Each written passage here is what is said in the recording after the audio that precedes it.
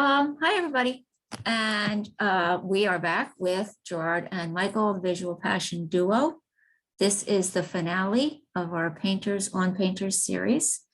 I'm going to put the link to the previous 3 programs in the chat. They're on the library's YouTube channel.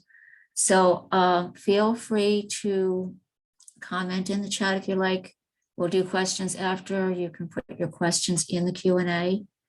And Michael and Gerard, thank you for doing these programs for the Maplewood Library, and lay some Picasso on us.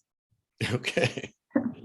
Thank you, Joanne. And, you know, we want to just really say thank you to the library, to Joanne, to Sarah, you know, everybody who made this possible, including New Wave Productions, Gerard. Yeah, New Wave Production, you know, my non-profit organization where we think to make like art and film available to everyone. So this is what we're doing with Michael. And today we'll talk about Picasso. You know, so. And Picasso being the genius of the 20th century, maybe even more than the 20th century. He was definitely a special guy that we'll find out about coming up. First, Gerard's going to talk about the context. Oh, there's the chat. Okay, there's the box. Gerard's going to talk about the historical context a little bit because he's from Europe. Gerard, that is. Yes, I think so. And wait, but first the fashion statement. You like that we didn't even plan this with our shirts. Yeah, We're both wearing our Picasso shirts. So just to give you a sort of a overview of the evening, I've split it up into parts, and we're going to talk about different elements of Picasso. He's such a huge talent, lived such a long time. Till 1973, from 1881, he was like 90 something years old, and he did a ton of work, which I'll give you the numbers in a few minutes, but we couldn't fit everything into an hour, and it's just too much stuff. He's amazing, as you will see. But hopefully you'll enjoy this, and let's get on with it, shall we? Yeah. So let me start by saying one thing, you know, if painters on painters exist, you know, today, and we were talking about Picasso, is to try to give you an idea of what do we think about Picasso more than to be a nice historian or art historian lecture. It's going to be a lot of our point of view of who he is. So it's going to be short on the right. And let me interject. We have a fundamental disagreement, Gerard, on something that you'll see later. You know, about the influences on Picasso, and so we'll get into that a little later. But you guys, you know, can make up your own mind about what you think on that. Sure. First, you know, I mean, obviously, Picasso is from Spain, but for a lot of people, Picasso became Picasso by coming to France in 1900. So there is all the time this kind of like question. France and Spain are very close to each other. So he was born in Malaga. So Michael, if you can show really at the south of there in Andalusia, Malaga. Malaga is absolutely a gorgeous city. I went there like a few years ago, and it's like the second most visited city in Spain. It's very hot and very beautiful. It's very a Mediterranean city, and it's where it's coming from. As you can see, Spain is very close to France, and after, you know, like all the movement of the war and everything else, you know, Picasso will go to France, so he's just up there, you know. So one thing I can tell you, and I don't know if we'll be able to see it on after that, one of the big painting of Picasso is Guernica, and Guernica is in the Basque country. The Basque country is like at the border of France and Spain. So you can take 2 different aspects of like while we're talking about Picasso, we're talking where he was born, with a very kind of laid-back kind of place near the water, very beautiful. And the Basque country has been all the time having a lot of political, you know, tension about like the dependence of the Basque country and a lot of things. So as we go forward, you know, of course, he's born, you know, at the end of the 19th century, and World War I is going to be an effect on everyone. World War I, for every artist, is the beginning of a lot of, you know, revolution. We know that from there we will come Dada, we'll come have a little bit more before the Cubist and the Surrealist. So World War I is really where we have the last war where people are fighting with weapons. It's a beginning of something which is going to change to a more technological war. So this is really the center of art history. I think it's where from this point that things are going to change and make art going to a different way of looking at the world, you know, especially with the Surrealists. we're talking a little bit after that, there is 1936. 1936 is the Spanish Revolution. The Spanish Revolution is the end of democracy in Spain. And of course, Franco is connected with Hitler. Hitler come with his Luftwaffe, it's like really the power of the military, and will destroy Guernica. This is very important for the reason that from there, we're going to see a lot of things come from there, because the Spanish Revolution is a big part of how Picasso is going to become Picasso by painting Guernica. So this is another very important thing. And after that, right after this Civil War, we are World War II. And the World War II too will bring a lot of people and the artists to the US. So if you want to follow the history of the world, war were all the time a point of like looking at the artist story, because it gives birth or it gives, an opening to something different. So that is why we're talking about the two main World War I, World War II, and of course the Spanish Civil War. Coming to Paris, so there's a World Fair. 1900 is the beginning of the whole technical revolution, not just about technical revolution. We are at the end of at the middle of the Impressionist movement. So everyone is studying and trying something new. So if you have to see the World Fair too into the process of like the jump or like the process to go to the 20th century, this is where we have everything changing, not just art. We have the train, we have the train station we're opening up, we have the start of the camera, we have the start of like painting with tube. Everything is changing, and it's why it's so important, because it comes to Paris at that time, so like around that time, a little bit after. So we are at the middle of changes in the world, and more than everybody knows, this is an art capital. Everybody from all over the world come to Paris to experiment the changing. With the Impressionists, with some of them, and obviously what we're going to see like with the Cubist and going on to Picasso, and the Surrealists coming from everywhere. Modigliani comes, some of the Russian painters come, from the American painter comes. So it is the center of the art world. So, and 37 will be another one, but not as important as in the 1900s. Well, the reason that 37 is important is because that's Spain asked him to do a huge mural for their pavilion, and he did Guernica and kind of surprised everybody. I'm sorry, Gerard. Guernica. Yeah, Guernica. Please don't. I mean, it's a very important thing, because pronunciation. I think pronunciation of a language for some work are very important, and this is like a major work. So I mean, I will never like destroy Guernica. World, like my dear friend Michael Frank. Not like I destroy the language. But the interesting thing, let me just interject. The interesting thing about the Spanish Pavilion was that the architect of the Spanish Pavilion invited Calder, Alexander Calder, the great Mobile guy, to exhibit in the same room with Guernica. And so it was the first time Picasso and Calder met. And Calder did this piece called the Mercury Fountain, which was, really kind of amazing. So Guernica was, and we'll talk about that in detail later, but very, very important historical painting, as you probably all know. Yeah, and one thing too about Guernica that everybody should know, this didn't take much time for Picasso to paint it. Soon that this happened, he went on painting it. So it's not like something we took a long time of thinking. He was really completely, into right away. And very interesting too, that this were supported with the money that the painting will be too. It will support like all the horror of the war. So kind of interesting, like a scream to peace and really trying to support all the horror of war. So we should know that, because this is a humanitarian act. And as we know, Picasso was not such a great man on the human level. On the humanitarian, on a very big level, he made a lot of differences, and this painting is a symbol of peace. Well, we'll get into that. We'll get into that later, because there's a lot about Guernica that that people don't know, and I have a lot of images that will support my theory that he was totally influenced by many different things. So, you've had time to now go over this slide if you're paying attention, and he had quite a name, which I didn't really know until I started to do this research. Gerard, can you tell us what that name is in your great Spanish accent? Because I have like a more closer relation to Spanish than my dear friend Michael Frank, I will try to say it, but Pablo Diego José de Paula Juan Nepomuceno María de los Remedios Cipriano de la Santísima Trinidad Ruiz y Picasso. So of course it's a very, very Well long done. name. Well done.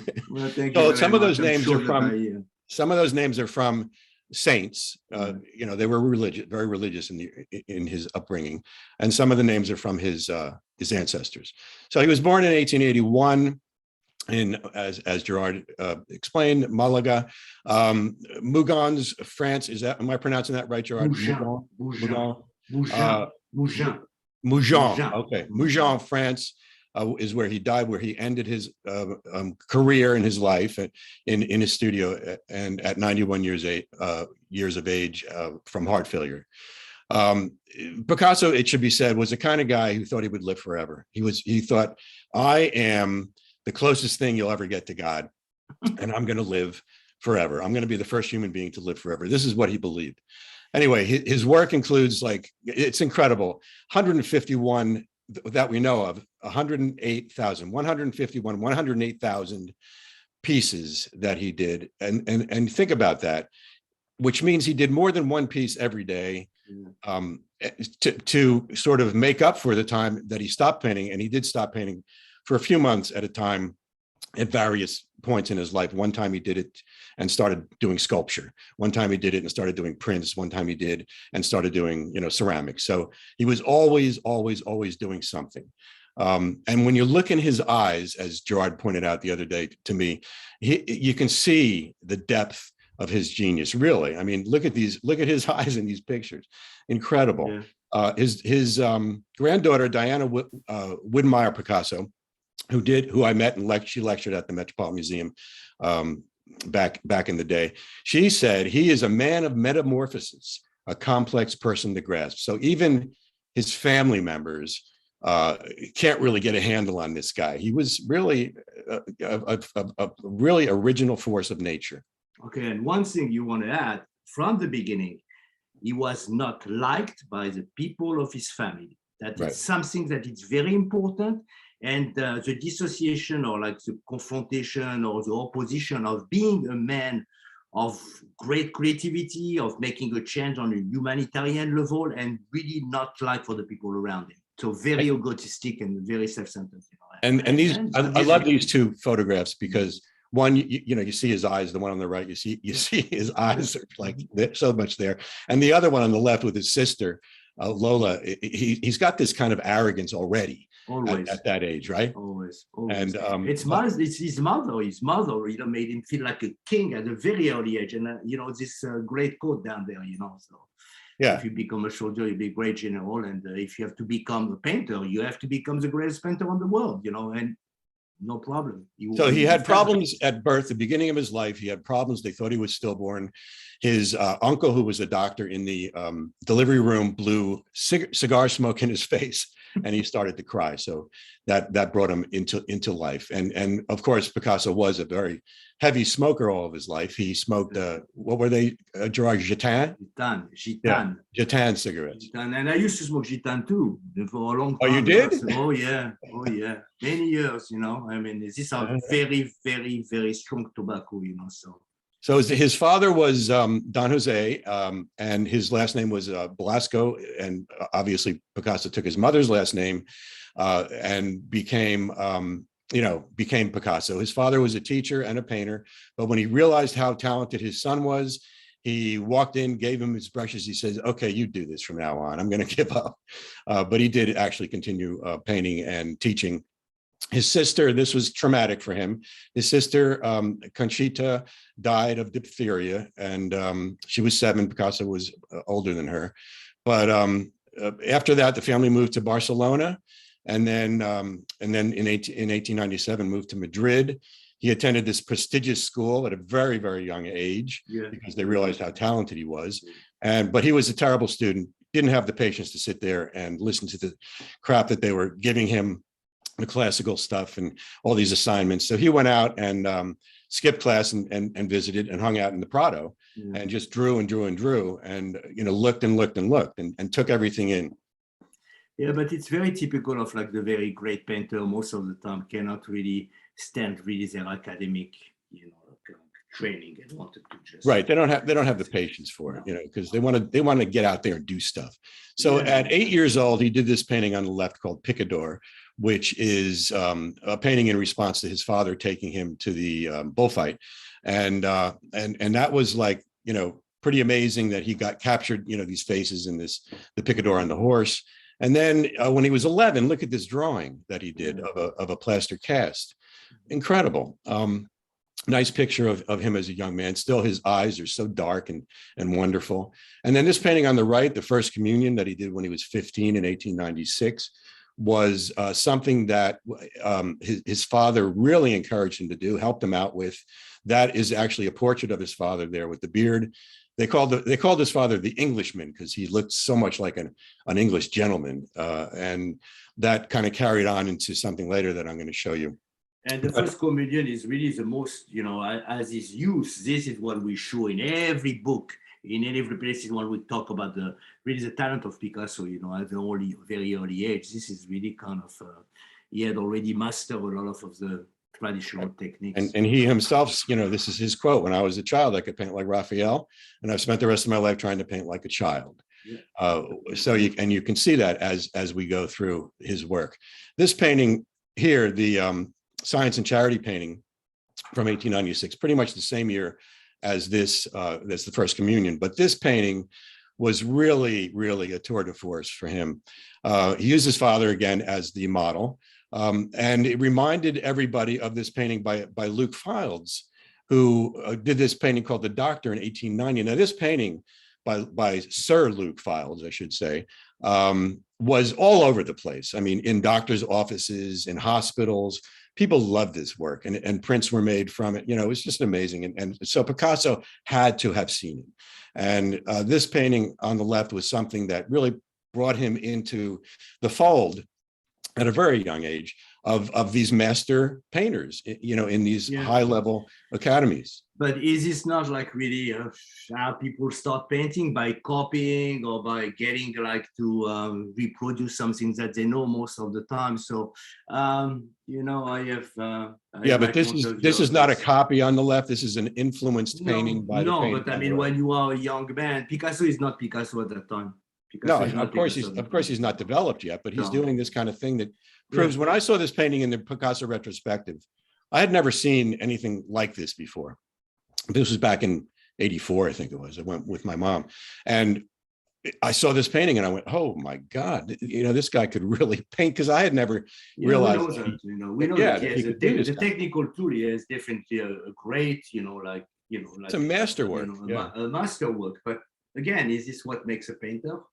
It certainly helps. Well, it's a beginning of something, but really what makes Picasso is when he comes to Paris. We have like this big question, and people say, is Picasso a Spanish painter and French painter? But people are really strong on saying he's maybe from Spain, but if he didn't come to France, nothing would have happened. Because like here, we're talking about influence, we're talking about life, we're talking about how he's affected what was going on. So when he gets there and he look at these people. The people at that time, it's Moulin la Galette, it's like the Folies Bergère, other place where he's going to have fun, he's going to look at it. And when you see a painting like this, you see really what Paris was in 1900.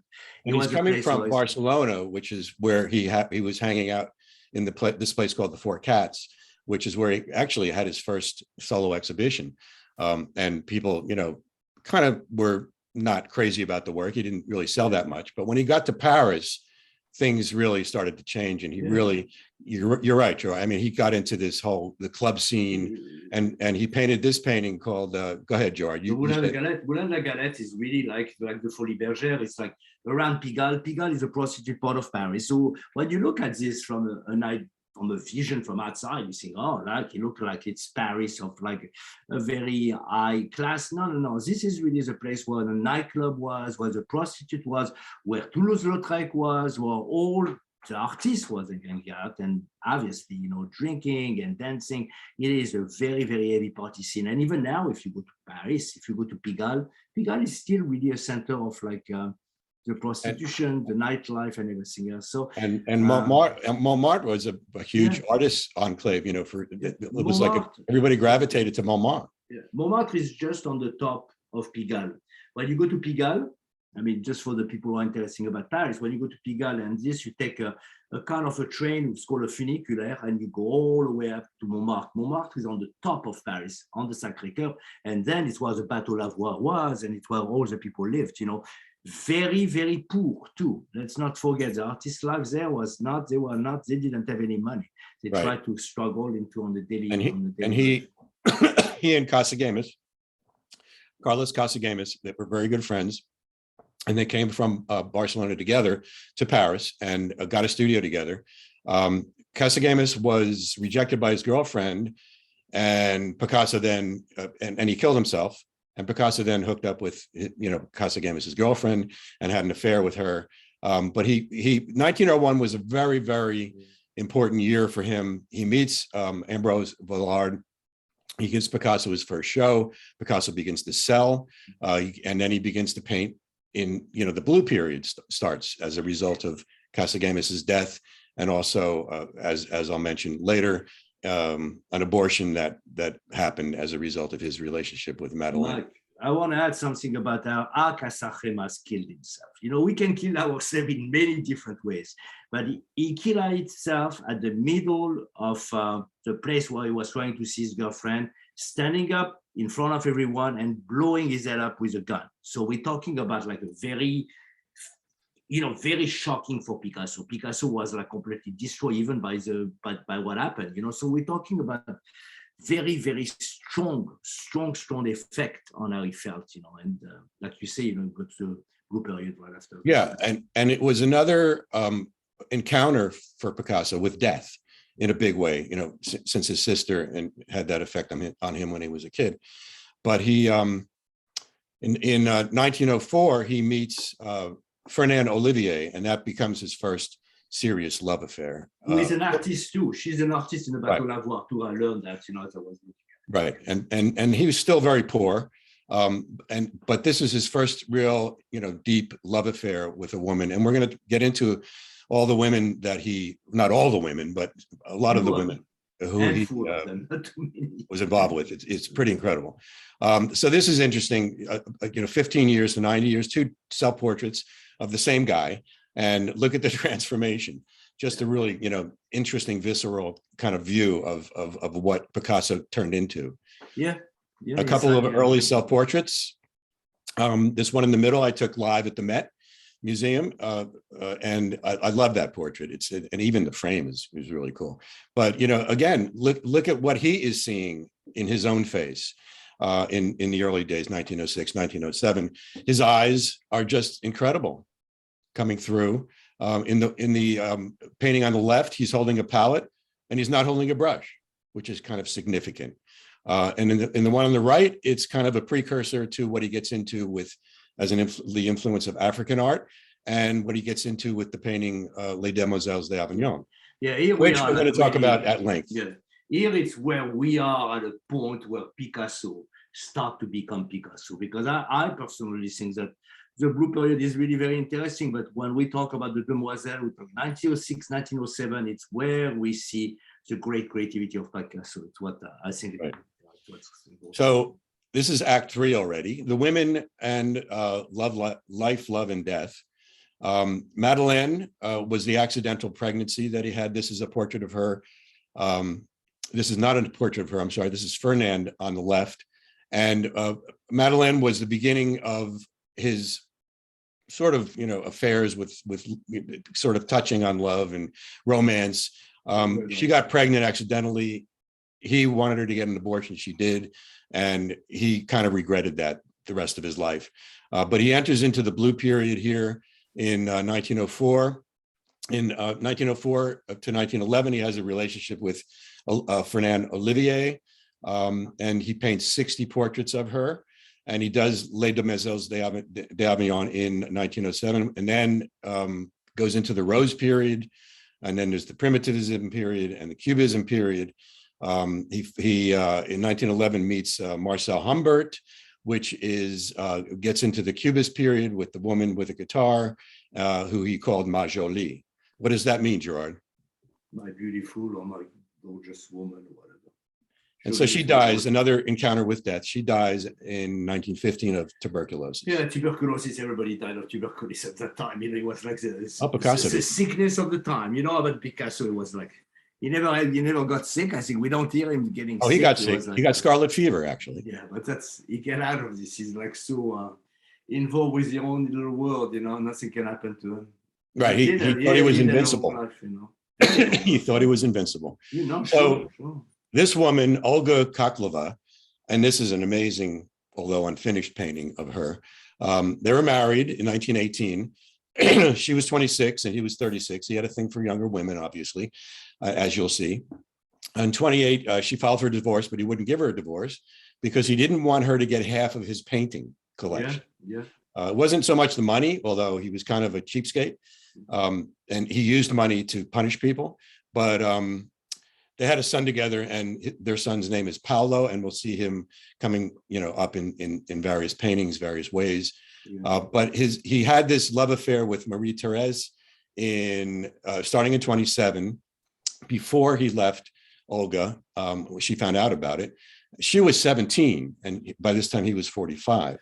Right. With Marie Therese, they had a daughter named Maya, who committed suicide in 1977, which was actually a few years after Picasso died. 35 to 43, he meets Dora Maar, whose real name was Henrietta Theodora Markovich. No wonder she changed her name. And this was the time of Guernica, and also overlapping with Dora Maar is Françoise Gillot. And when he met her, he was 62, she was 22. And with her, he had two children, Claude and Paloma, who you've probably heard of. Paloma has a whole line of jewelry, and she's a fashion designer. And Claude is actually the guy who runs the Picasso estate. Also, Françoise later marries Jonas Salk, the famous biologist scientist who developed the polio vaccine. And she actually still alive, Françoise. Yeah, she lives in New York City too. She's like uptown, she's like, they just did a special kind of movie preview. What was that movie, Gerard? Just like something about her life, it was like in the French Institute in New York, but she's doing the way, she's still like, doing okay, and selling painting too. And she's actually personally my favorite, because she was a really good painter, first of all.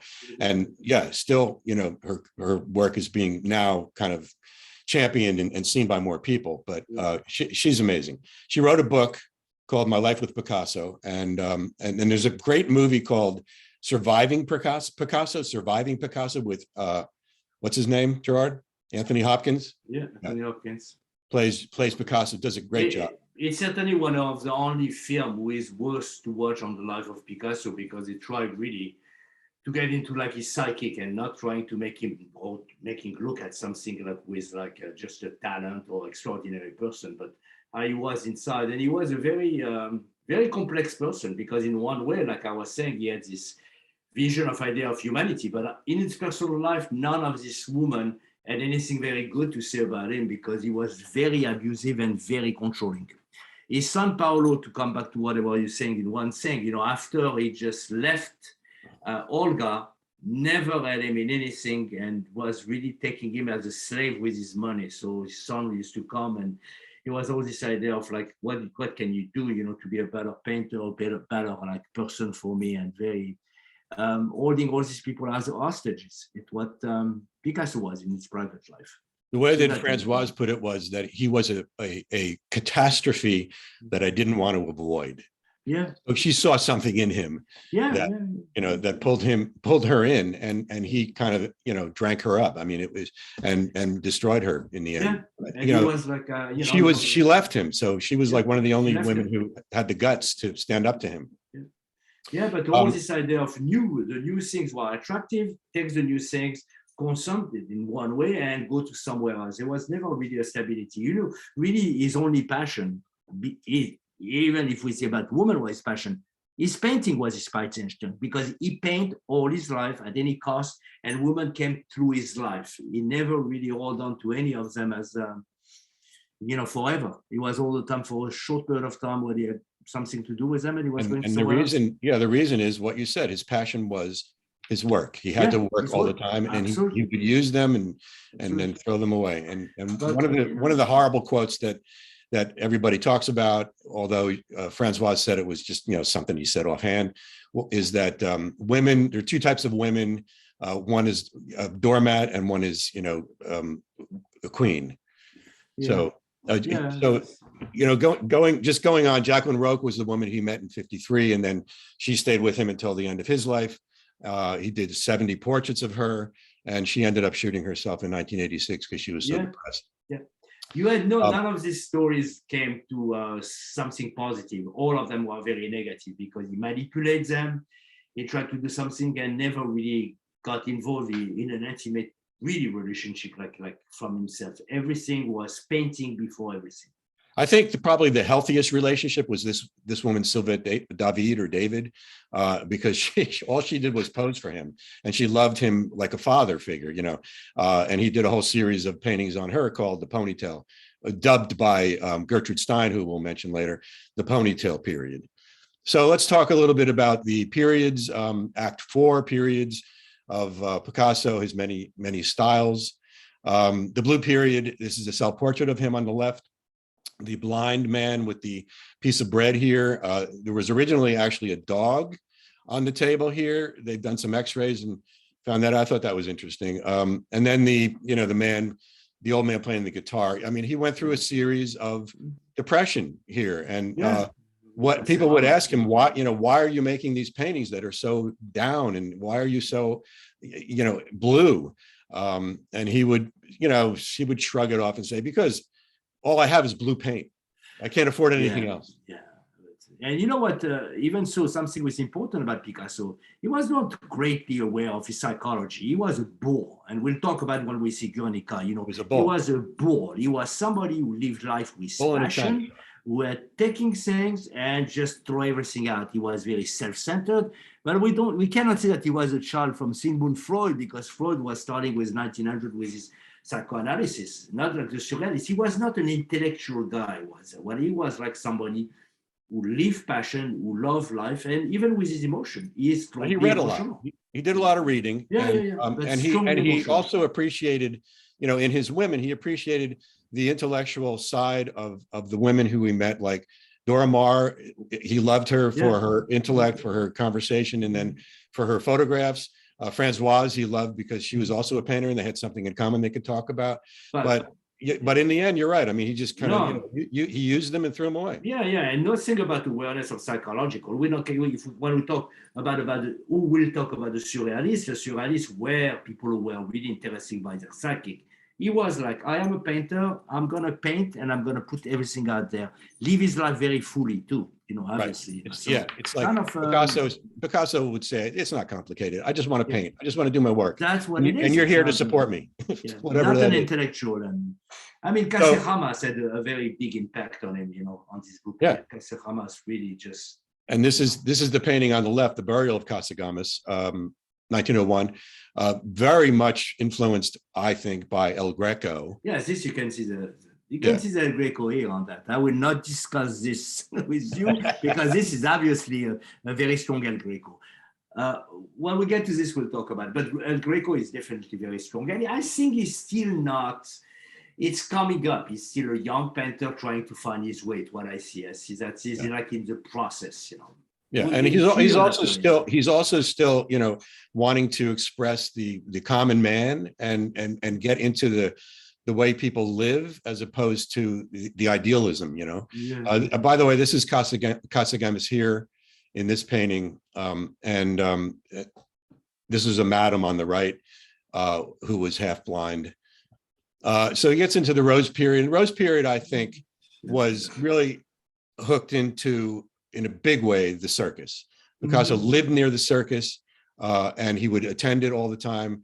And the funny thing is about him and Calder, there's this show at the museum in Houston, the Museum of Fine Arts in Houston right now, which compares not the influence of Calder, but compares Calder with Picasso and how they kind of paralleled each other in a way. Yeah, it's the same And time too. Calder was real big, as you may know, on circus stuff. Yeah. Go ahead, George. What were you going to say? No, I think too, what thing I wanted to know, it's like how his son was still in all these paintings, the facilities with all guys. Yeah, so his son modeled for this guy. Yeah, for His son modeled for this guy. So he was for a long time his son was everything for him. And soon that he got into something, it turned them off completely. And they finished with very heavy psychological issue because he never felt like a father for them. But look at the way he composes the picture. Yeah. Look at the way he brings the viewer into the picture with, say, these colors of the Harlequin shirt here. The way the gaze that these people have. This is not an accident. The gaze. This guy's looking this way. This guy's looking that way. They're these are people. These are lonely people who have lonely lives. Leading even the people who are supposed to be fun-loving and in the circus are really not engaging with each other at all. And I think Picasso was feeling this, way with his life and with his. Yeah, no, I think it is. He is in search of something. It's what I see, and I see this with a lot of painters. The first few years as they go through looking for where they are, what they're gonna do, it's a process. So is it very classic and it's very well done? Yes, it's very. But this we can talk about influence, of course, because it's not where Picasso is. It's like all these ideas around him, who for people still think that it's a great Picasso. I think it's not Picasso yet. This is still in process. Picasso. The period. I mean, the guy just went through different changes in his life, Yeah, and the changes can be seen in his paintings. Yeah, but when we talk about Picasso, we're talking about 2 years after that. We talk about the Demoiselle. Demoiselle is the beginning of real Picasso for me. I'm talking always. For me. I'm not talking for you, but it is what I think. I think it's a beautiful process, but it's where he brings him to some kind of maturity. And the maturity for me, the start of maturity, is a Demoiselle, so. Right. Well, he meets in Paris, he meets Gertrude Stein and Leo Stein, and that becomes a very, very important relationship for him. And you'll see later that this painting in the middle here, Lady with a Fan, is actually on the wall of Gertrude Stein in her salon. And she would, carry on the salon for a while and invite artists and writers and poets and everybody to her salon, and they'd meet. And Picasso was a big part of this. And they'd meet and talk about art and, discuss, issues in Paris and stuff. But she was an American, and which was kind of unusual for her to get into.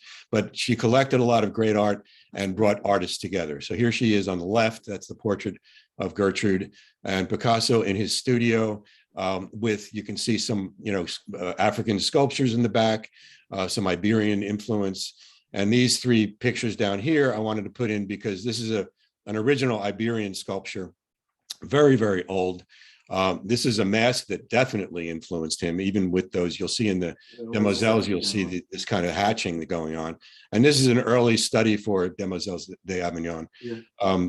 But one thing too, with Gertrude Stein, she was surrounded by all the American writers. Hemingway was there at that time. You had like all the surrounding, everybody was there. So he had an influence too. Yes, all these people were very, very creative. So a good scene is like, and I'm sure most of the people know Midnight in Paris. Midnight in Paris of Woody Allen has a very, very good scene of all these people at the same time as they connect with each other. And that is really what Paris was too at the time. So he's young, he's experimenting, he's taking from things and he's going to process it to become who he is, so very interesting. Yeah. Midnight in Paris by Woody Allen is a really great film. It's not a typical Woody Allen film. You should all check it out.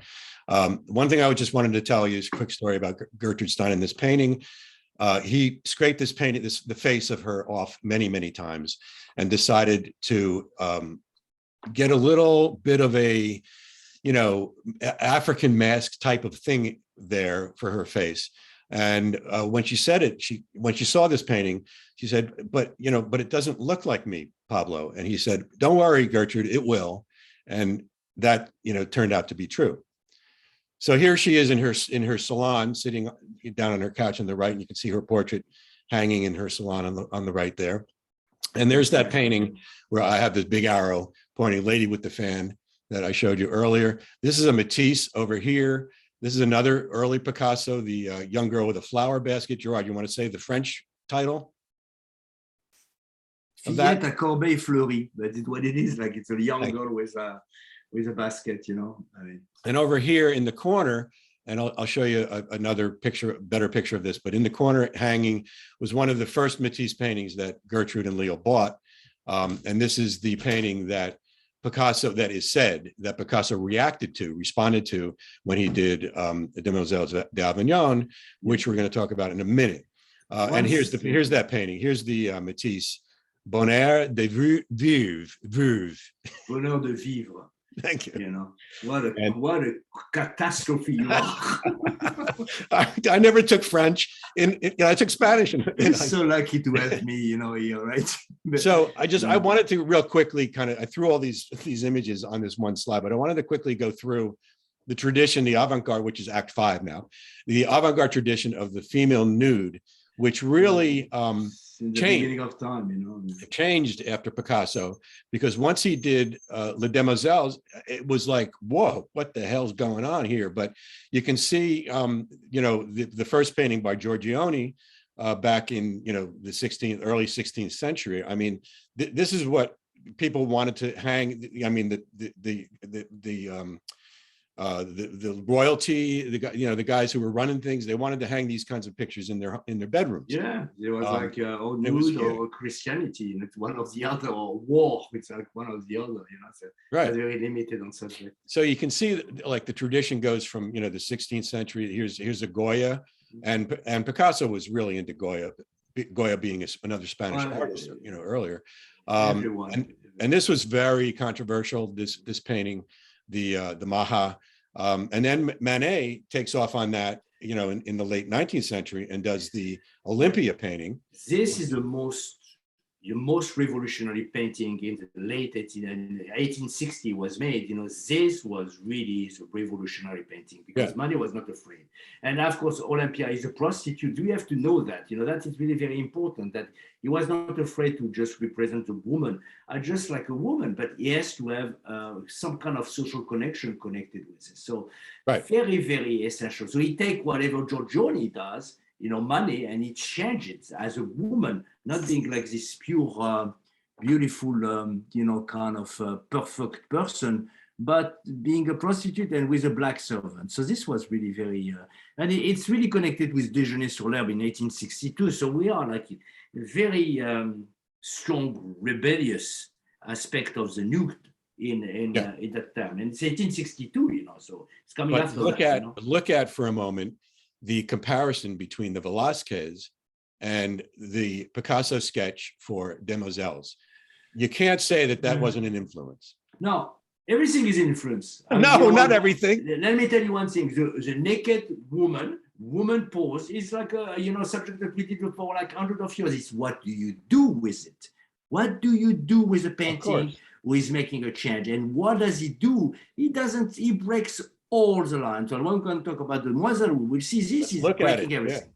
One point I want to make, one point before we talk about as many points as you want. 2 points, just 1 point I will say.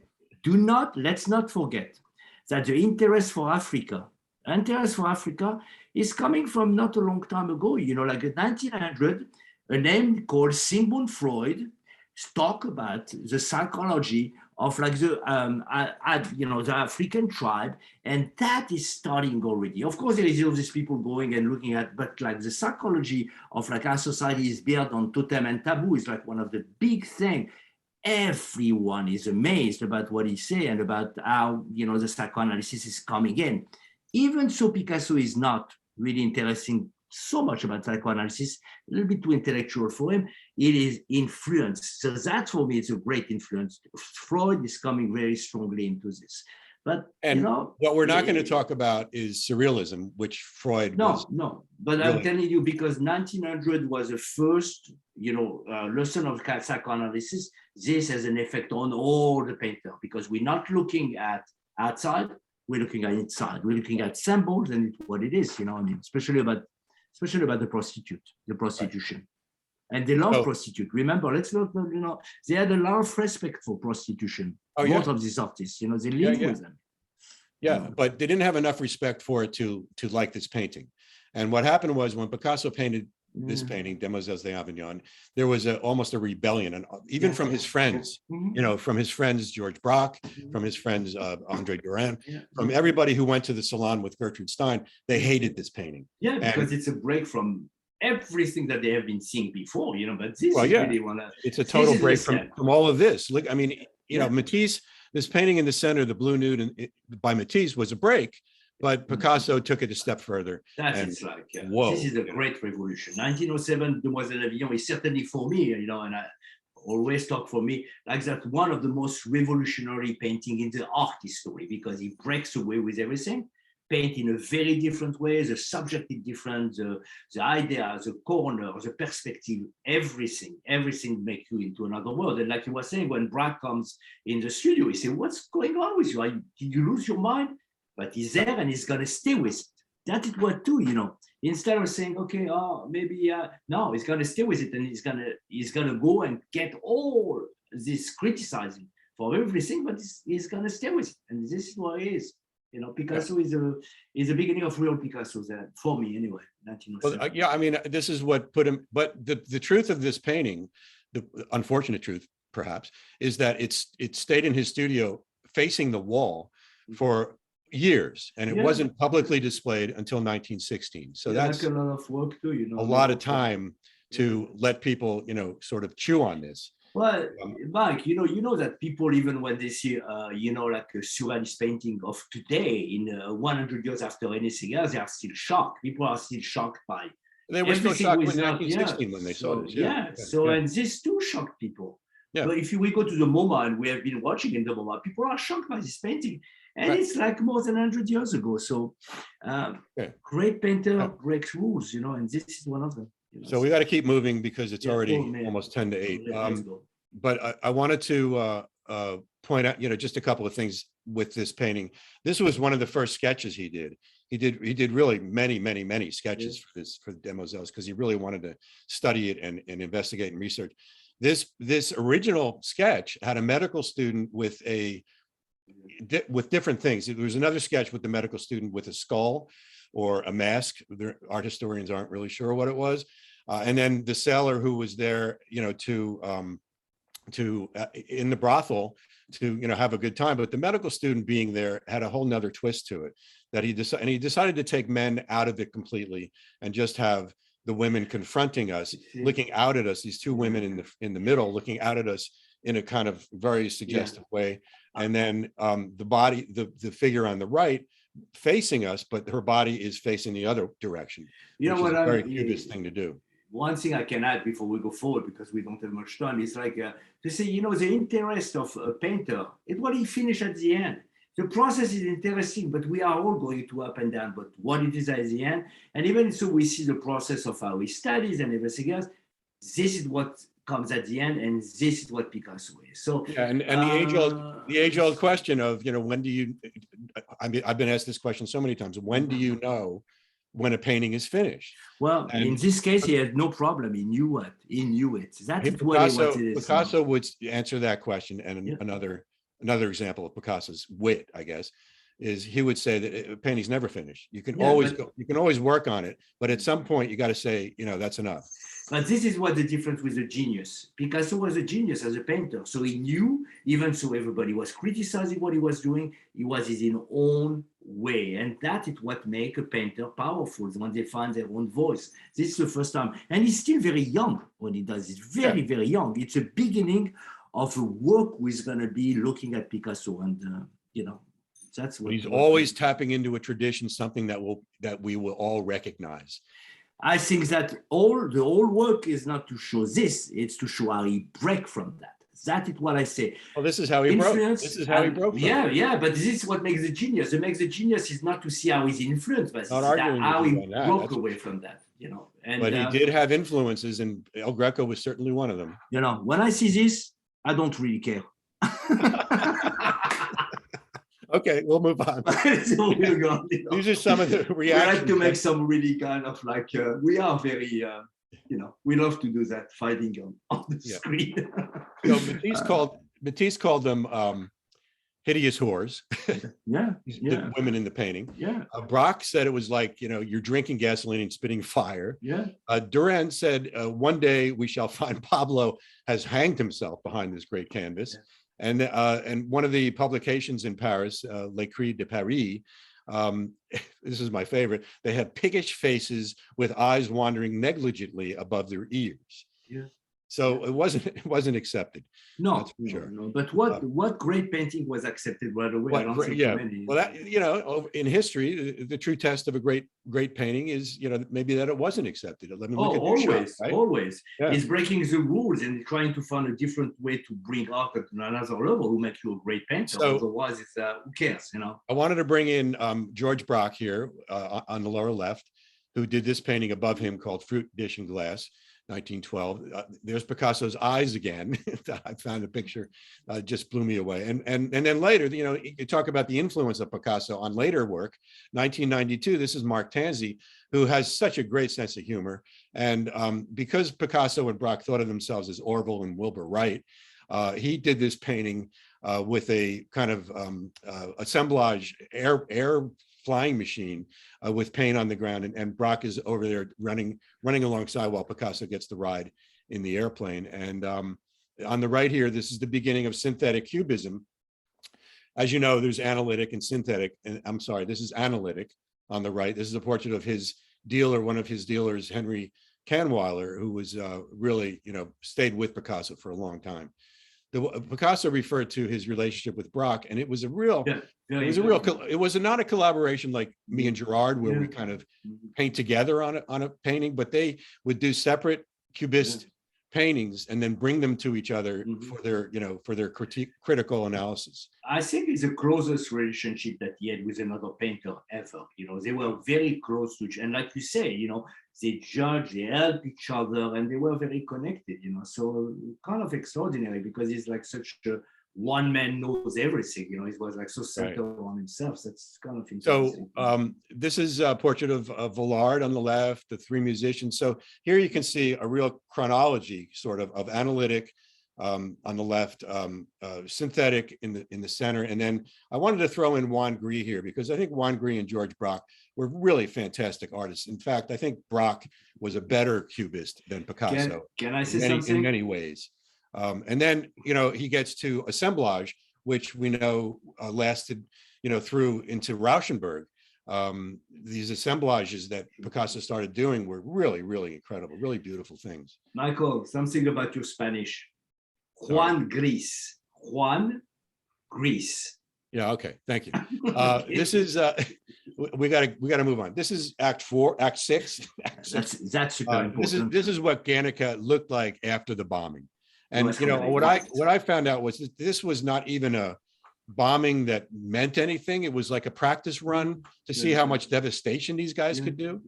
And Picasso said in the panel, talking about Guernica, in the panel on which I am working, which I call Guernica, I clearly express my abhorrence of the military caste, which has sunk Spain in an ocean of pain and death.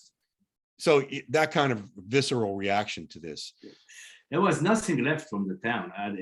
People know that it was like just completely. Remember, like the machine, Hitler, was the machine of war. The Luftwaffe, like their plane was the best army in the world. So besides the American war, but in Europe, there was very, very extraordinary technically, and they really just raised, just they said let's see how these things work, and they just basically. And they bombed, I think, for 3 hours. Yeah, and nothing left. Left. So let's get into Guernica a little bit here. It's now permanently on display in Spain. It's never going to leave there. It was on display at MoMA for many, many years, which is where Gerard and I saw it. Sure, I saw it many times. And it really had an impact on us as artists. Yeah. And again, it was commissioned by the Spanish government for the Spanish Pavilion in 1937 World's Fair, and you can see the power. This painting is used in art history classes and even in design classes and drawing classes all over the world as an example of just incredible composition, incredible line movement, incredible. You look at this thing and it adds up to a tour de force of all the elements of art and design in a painting. But that being said, it's really all about emotion. It's really his, like I said, visceral response to this horrible incident that happened in Guernica. And go ahead, Gerard. Yeah, what I want to say too, this was done right after. So it's not like and I said this at the beginning, often people take time to fit it. He was really in the way of how he was fitting. And he had a deadline, he had a deadline. No, but whatever, it was made right after. It was made in 37, the same time that Guernica was done, bombed. So we're talking about very fresh emotion. The emotion was there and the vision was there, and it is all seen as an anti-war painting and as a peace symbol. And that is what I love about this. Even it's like to show you the horror of war. Everything is full of symbols. You Yeah, have, and I'm going to show you some of those symbols. Things that have become iconic symbols in art, right? But like, what I'm saying is as a painting of being Spanish and being very nationalistic, a lot of this point in Guernica are really showing how does he feel about his country, and he feels very strongly connected. It could be the bull, it could be the eye, it could be like the voice of God somewhere because he had some religious. So going from Guernica to the Surrealist, we are not too far, because this is still, even though great Picasso, he has a lot of influence of the Surrealist. Right. What he was going to be next. Well, they brought him in. They brought him into the fold, and they said, "You are a surrealist." And because this is a surrealist. He did a lot of wonderful surrealist paintings, but we're not going to get into that because we don't have time. We don't have the time. So I wanted to just show you all, the example of the horrors of war, but also the heroicness of war in the past, in like 17th. The history of war paintings has established the soldier as the hero, and it's been a very sort of heroic kind of view. And what Goya started to do in the 1800s with his Disasters of War series was really show the down bad, horrific elements of war. And I think Picasso, as a Spaniard, wanted to exemplify that in a way and not be heroic in this painting. Show the disaster, show the horror, and show the screaming and the angst and the disembodied, elements of what happens when there's a bomb that goes off. War was all the time a very war or violence, or you can find the subject everywhere in every painting, but it's not what makes this painting. It's like, how did he make it, and how did he take it? We have thousands of hands anywhere. It's not a question. It's like how he put all this composition together through his own language, through his own way of drawing and bringing this emotion together. So he took iconic ideas. These iconic ideas that have become embedded in our psychology of art, and he's taking them and he's using them in a very original way. He's not stealing. I mean, he said this. He said, "Good artists copy, great artists steal." Is there anybody who ever made a bull like he made? Is there anybody who made a horse like he made? What are the symbols of the horse? But of course not. These are not copies. These are not copies, but these things come from somewhere. But everything comes from somewhere. We are coming from somewhere. We are human beings, Well, I think that. Well, anyway, it's 8:00. Let's continue. I just wanted to show that Goya. This is a painting by Goya on the right. Goya is Goya. The horrors of war also, and this iconic symbol of someone with their arms up is something that Picasso used. I'm not saying that he stole it and that he's reproducing it, but he's using it. The stigmata in the guy's hand is representative of Christ on the cross. Okay, and there has been all the time, you can use this, but look at what it is. This is not an influence for anything. He took the symbol of other stuff and he made it his own. This is making your own. When you make your own, you are a great creator. I wanted to put this picture on the bottom left there to just show you the scale of this piece. If you haven't seen Guernica and you're not going to go to Spain anytime soon, it's huge. It's just such a big painting. Incredibly impressive. The symbol of our surrealistic symbol is the eye of God. It's like the vision of another life. The bull is one. All these are like really all symbols who are connected to his vision of war and the overall war. But my favorite quote. This is my favorite quote of Picasso: "Art is a lie that makes us realize the truth." And I think it's no more relevant than with his paintings of Dora Maar, because this relationship was so volatile. And it made, I mean, she cried all the time. And this is the Weeping Woman over here. This is a Weeping really Woman, yeah. wonderful The painting middle, of her, this one here, yeah. the Weeping Woman. That's the strongest painting of since. Yeah, I mean, and he took off on yeah. this, just Yeah. did a number of these wild and crazy paintings of her. You can see the you know, the chronology of it. Here he falls in love with her, and then he destroys her totally. One or another, it's all of this are the maturity of Picasso. They are very strong, and they show, you know. I think we're how going to we look skip at that because we don't have time. Yeah, that's good. I just wanted to get in. I'm sorry. I just wanted to get into the. Just show you that he sold this painting for $179.3 million in 2015, and this was a series of women of Algiers based on, influenced by, this painting by Delacroix in 1850. It's not influence. He's taking this as a possibility of making it, but these two paintings are completely different. Just beside that there is. Of course, they're woman. different, but you know, he's taking off on. He's riffing. Night and day. He's improvising. Night and day. He's doing a thing. He did 15 paintings. I mean, it's an easy way of connecting these two things. They have nothing in common. But anyway, okay. Okay, so we're going to agree not to agree. That's right. That's right. And here's my my close encounter of Picasso. I met Claude Picasso back in 2001 or whatever it was. It looks like you. That's me. It looks like you. we kind of look alike. Yeah. And there's a rare shot of Picasso smiling. Yeah.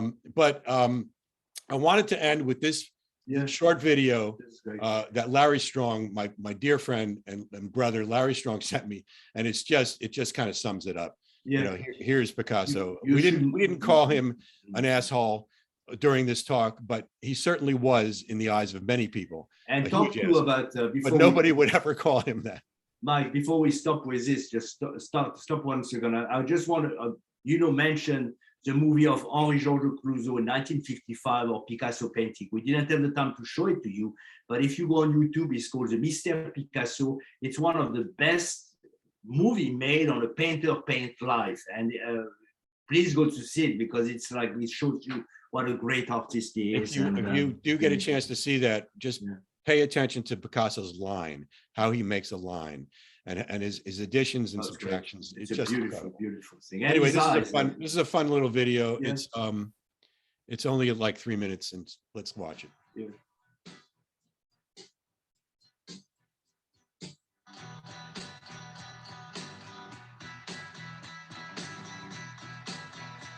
Well,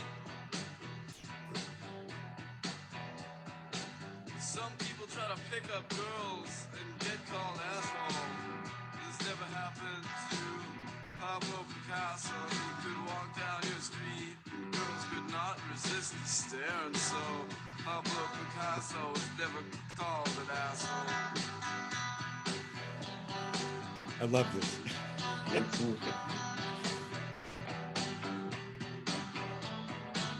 I think he would love this too. Wow, it's your whole life. Well, the girls would turn the color of the avocado when he would drive down their street in his Eldorado. He could walk down your street and girls could not resist the stare. Pablo Picasso never got called an asshole. Not like you. Not like you.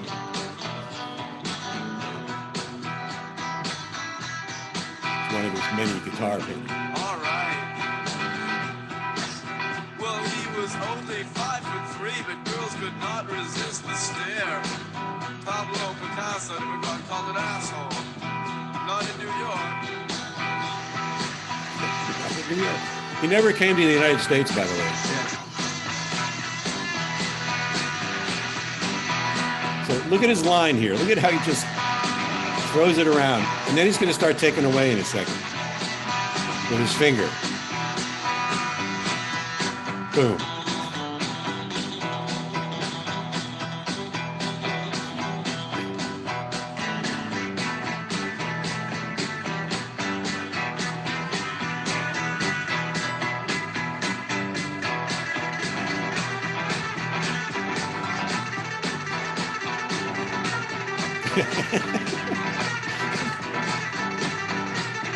He's like a kid. No, I love the painting like this.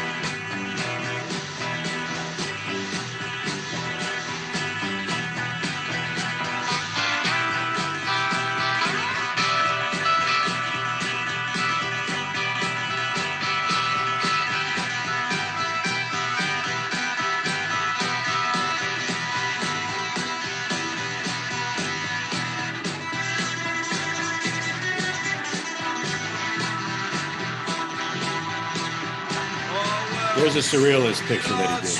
Right. These are all black and white, but this is the surrealism period.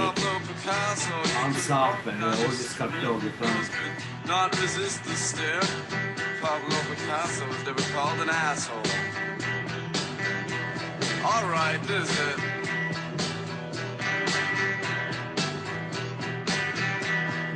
Well, some people try to pick up girls and they get called an asshole. This never happened to Pablo Picasso. He could walk down your street and girls could not resist the stare. And so Pablo Picasso was never called.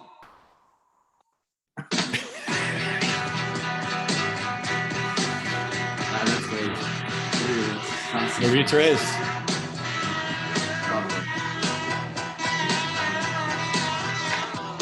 I don't know who that is. One of them. Really? No, It's Canada. what a great. Another niece. Yeah. Spend a lot of time 1950. there too. 1950. All right. So there you go. We are done, ladies and gentlemen. Let's have some questions. Do you have a question? Was a question on the chat or anything else, maybe on the Q&A? Yes, we have, which major modern artist was most influenced by Pablo Picasso? Oh, All I of just them. had him on the screen. Look at that. Everyone. Let me share my screen again, if I can. One of them was a recent show at the Whitney Museum, Jasper Johns. Yeah. And this is Jasper Johns on the left and Picasso on the right.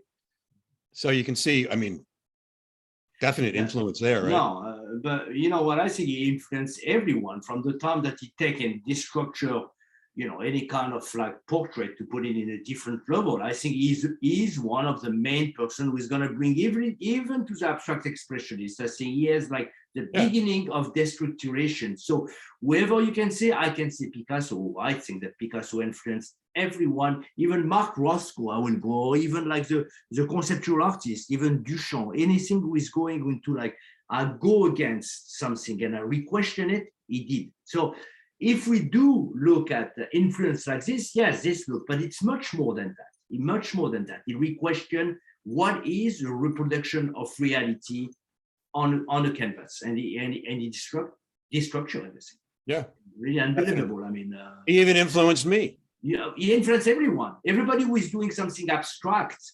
I talk from like how you take a picture and you change it. Was like he had this vision. He's a visionary artist who influenced everybody in modern art. Well, I mean, Well, that was a question here. Have any of your works been influenced by Oh, I Picasso? happen to have one. Absolutely. I happen to have one right here. Well, Oh, I yeah, gotta- that's right. You put like. Hold on. Yeah. Hold on. You have to take the background out. Right.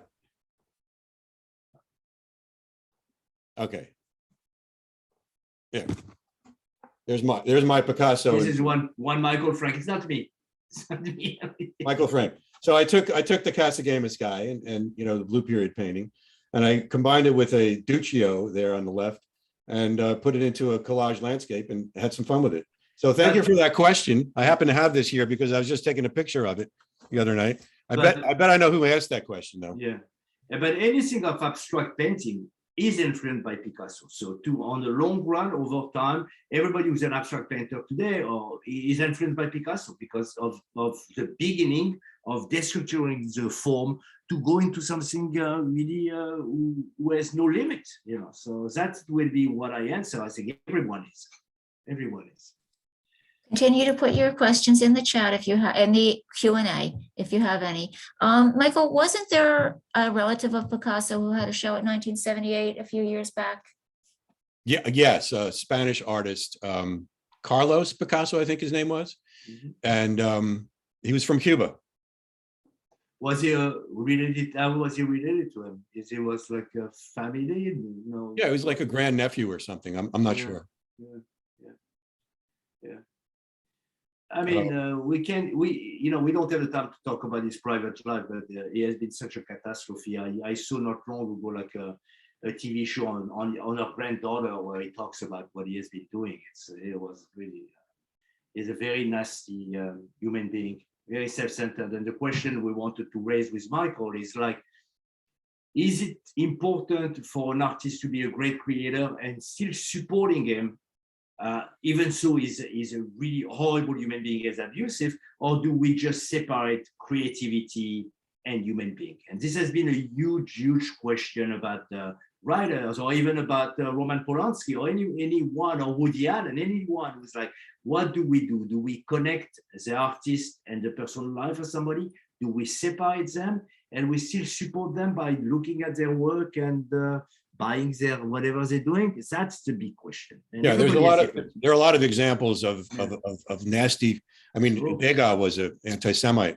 Sure, Look absolutely. at Wagner. Wagner, the great Yeah. composer, was totally supportive of the Nazis. They loved him. Yeah. And I mean, we found Amsellem, one was the greatest writer of after war, was completely anti-Semitic, and there is a lot of examples for that. Oh, But okay. the question is like, do we support or we don't, or we shut down the creativity? What do You we have to do? make the separation, I think. Yeah. His name was Juan Picasso from Cuba. Has a daughter named Paloma, named after Paloma, I guess. They would have been cousins, but they never met. This is according to Ellen Greenfield. Thank you, Ellen, who was 1978's president for many years. There's a question, did Picasso, why did he not ever come to the USA, and did he even leave Europe at all?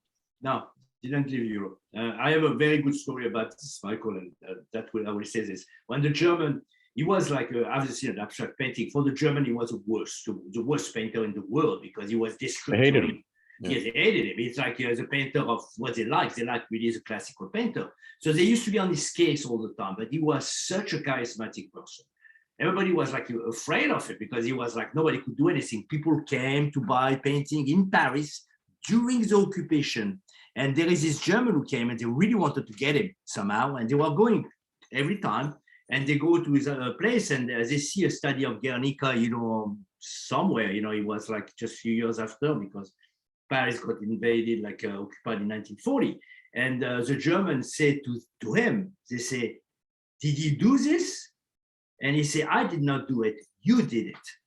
So imagine the balls that you have to have in occupied Paris with the people who could shoot you. They could take a gun and shoot you. He had this kind of charismatic, personality that people will not do anything to him. It's really cool. He was also very wealthy. So wealthy. after the war, the communists got a hold of him, and he became a communist. And then they did a lot of PR with him because he supported the communist effort. Yeah, and everyone. All the survivors. But that's why he wasn't welcome in the United States, because he was a communist. Well, I think he did not like the capitalistic idea of thinking. He was really somebody who had, as a person, he had this kind of like humanitarian and vision of all the artists at the time, So, and he was very at ease there. He was a king there. He was like, his world was there, and everybody look at him. He had whatever he wanted. He was like I was telling you, like when he went to a restaurant, because he was so cheap, he said to the people, you don't need my money. Give me like the tablecloths. Take the tablecloths and sign off it. He did a little thing on a napkin. Yeah, right. He said, this is my payment. I don't need to pay you. He was very, very close to his money. So very obnoxious, like I am the king, and very deal with it. Deal with it. Yeah. Something. Any other questions? There is a question of what artist will you present next? Well, that's a topic for discussion. Right. This happens to be our final art presentation on the webinar for the library. Yeah. But who knows? Who knows? Who knows? But it has been a good experience because I think what we're trying to do here is not to give you an art historian point of view. We try to give you a point of view of people who are painters. You know, how did he influence us? How are we disagree on it? Some kind of like conversation with real. It's not like this happened and I think this happened. Something much more like I am not agree with this and I think this and it's and kind of like more alive. It's what I think that, you know, was an interesting process, you know. Well, your disagreements actually added a lot to the, you know, to the presentation, because hearing both of your points of view. Yeah. I great. think it's what's, you know, with Michael, we are very close. Obviously, we paint together for many years, but we're not the same person. So we have point of view. We're not the same person. Oh my God. All this time. We have a good time. We all the time have a good time. Whatever we do, we finish by laughing and having good. And we work very well together. Always. Yeah. Always. Yes. I see Leon Morton says, did Picasso influence you both wearing the striped shirts? Absolutely. That came right from Picasso. And we didn't plan this. We didn't plan wearing the same shirts. No. The striped shirts. It was what do you call that? Coincidence. I don't know. Coincidence. No, I got, you know, I know this Michael. He's gonna come. He's gonna have a hat on Picasso. He's gonna have something. I said, I gotta have to balance it up. So I went to my closet. I knew that I was one, and I said, oh, that now I can. You got balance. it right. You got it right. But I don't have any fancy scarves like you do. Are there any You other would look questions? ridiculous with a scarf. You imagine you with a scarf. You know, come on. You know, Wouldn't work. It wouldn't work. I am Nice. the one who can wear it. Sorry. Someone would like you to talk a little about lack of shadow for depth Oh, or not. huge. Well, you know, what he was doing was he was pushing the space up and it became, you know, completely flat. Yeah, Think of Demoiselles d'Avignon. It was a totally flat space, and he used those like curtains to make it flat. There wasn't the kind of, and that's where he got the idea of showing different views of the same subject. So, you know, it was kind of like the fourth dimension in a way. But yeah, he didn't do much in the way of shadow, a little bit in the blue period, but, you know, No. After later that, it on, was flat. yeah, totally flat. It's for this we say, you know, that it's really a beginning of abstract painting, because abstract painting, most of the time it's flat. It does not have this three dimension, you know. This was not interested by, you know, he was going to everything, even like all the portrait he did were flat in a different angle, but he didn't have like this tri-dimensional, you know, surrounding. So the tradition is of course perspective and you know how Brunelleschi got into perspective and the Renaissance and everything. But what Picasso was saying was throw perspective out the window. Yeah. Let's do something else. Yeah. Let's not do the usual illusionary perspectival, you know, making two dimensions look three-dimensional. Let's do something different. And so he got rid of, you know, shadows. He didn't get rid of shading. He did a lot of shading, and you can see that in his many 100,000 prints that he did. But he did do some revolutionary things with manipulating space and changing our definition of what space can be. Let's not forget too, you know, and I want to go back on an invention, really revolution the whole modern art, it's a camera. Up to 1900, we didn't have a camera, so we could not really reproduce somebody real. Once by the time you could get on a click and have somebody like Michael Frank on me in my three-dimensional with my being and everything. There is no need for this anymore. This is my point of view. It's how the abstract and any kind of artist came up to it. It's like, we don't need this. Let's look at something else. And of course, the Van Goghs, the Impressionists went through this, and here we are today. We don't need to reproduce reality. We don't, because we have everything. Can you do another question? Sure. It's funny that he had a lot of money, but he was a king in his own eyes. Did he believe that Marxism helped facilitate those thoughts? Nice question, Michael. Go ahead, Gerard. You got that one.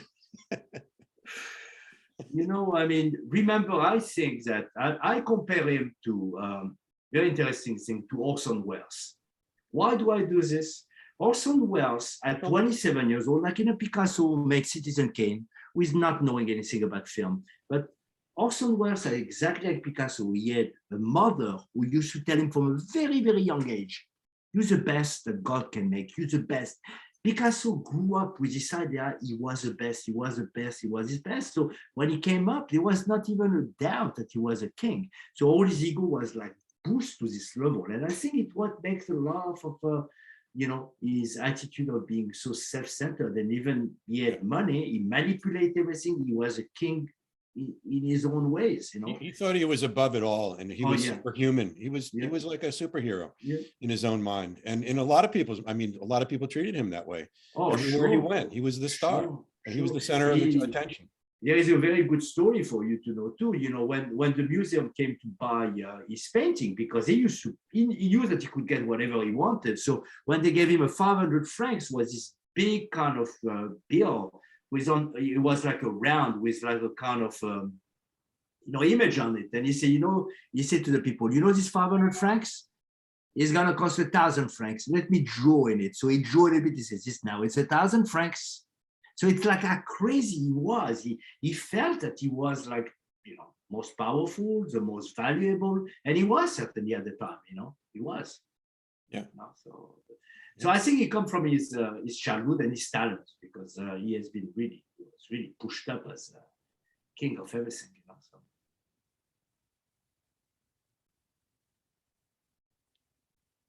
All right. Anything else? I think we're done. Unless there's another question. Comment in the chat. Leon says he's seen many Picasso works. What has influenced him most is his What has influenced me most is his multiplicity of expression over one style. Absolutely. Comments I think that's his genius. That's his genius. To start from the Blue Period and to start from when he was 15, and then get into everything he got into after Demoiselles. It's just every style he got into and Gerard is absolutely right in this, was an original way to express his emotion, his intellect, his philosophy. And he knew so much about art making. He knew so much about how to create a picture that he needed. And like he said, he could paint like Raphael when he was a kid. He needed something else. He needed a different style. Each time, like I said earlier, each time he stopped painting, and like every artist, and Gerard will attest to this, there are times when you just can't do it for whatever reason, and you get depressed. Picasso got depressed. They couldn't get him out of bed. But Michael, I want to add something on this. When I went to see obviously the exhibition of Jasper Jones. I went to the Whitney, and I went to Philadelphia. I saw that. That too is a great artist. He reproduced and he reinvent him all the time. The goal, or like really what makes a great artist, it's somebody who finds different ways until he finds, like his consecration in maturity. Mark Roscoe went through so many things before he found his way of doing it. Jackson Pollock, any of them goes up and down until they find their home. And I think it's what is a great artist is about. It is recreation of who he is through his lifetime, and then Picasso is a great example of that. And I think that, I I hate to say this, and I have to put this delicately, a lot of artists that we've talked about have been have ended up committing suicide. And had addiction. Basquiat had an addiction. All of them. Whether it was alcohol or drugs. Picasso didn't. His addiction was women, and what he got from the women was inspiration, and they were his muse. And the muse, and each time he had a different muse. It coincided and it wasn't coincidental, Gerard. No. It coincided very closely with the style he was in. But he used them. Of course, that's what I'm talking about. They got something out of it. No, I don't know, like being at the center of attention for a little while. But remember one thing too. Picasso certainly had like feelings and reflection, but he was not going to the dark side. I can tell you what, he was such an egotistic human being that he was not going there. This is not a Mark Roscoe, it's not a Basquiat, it's not a lot of people, or Modigliani. He did not go to the dangerous or the dark part of what he was. He was still the king, and when you think you are the king, it's kind of like you're not a poor person who's going to jump out of the window. So anyway, it's a great character. It's a complex character. He was not a depressed guy. No, absolutely Most not. of the time, he was very much having a good time. He loved having fun with his kids. Yeah. And going out until 3 o'clock in the morning with all Right. his friends, you know, I mean, Partying. they're partying. was a Oh, partier. you know. And it's cultural too, you know, Spain, people go out all the time at night, very late. And, you know, he loved life, you know, I say, and he was passionate about life for sure, even to the Yeah. price of other people, but he was. You know. And I just saw that Billy Scharf said they gave the young women gave him life. He would find younger Yeah. women Yeah. to infuse life in him, and he kind of like, you know, shriveled them up. But it's typical to older men. All right, it's almost 8:30. I guess we gotta All end. right, we gotta get out of this here, guys. Can Thank you ask very my much. questions? Okay. I know that I learned a lot of this past year. Thank you. I really enjoyed your back and forth. I love how you Yeah. guys work together, both in painting and in presentations. So thank you Thank immensely. you to you, Joanne. Thank you Everybody for very coming. much. Thank you. Thank you everybody. for Thank you, coming. It was everyone. really a lot of Thank fun. you. I wish we could talk, but Yeah. you know, Well- we could do this for 3 hours. I'm sure. we Yeah, could. or even more, I don't know. Yeah, You know, 3 days. non-stop. 3 days. Good All night, right, guys. everyone. Thank you very much, Joanne. Thank you.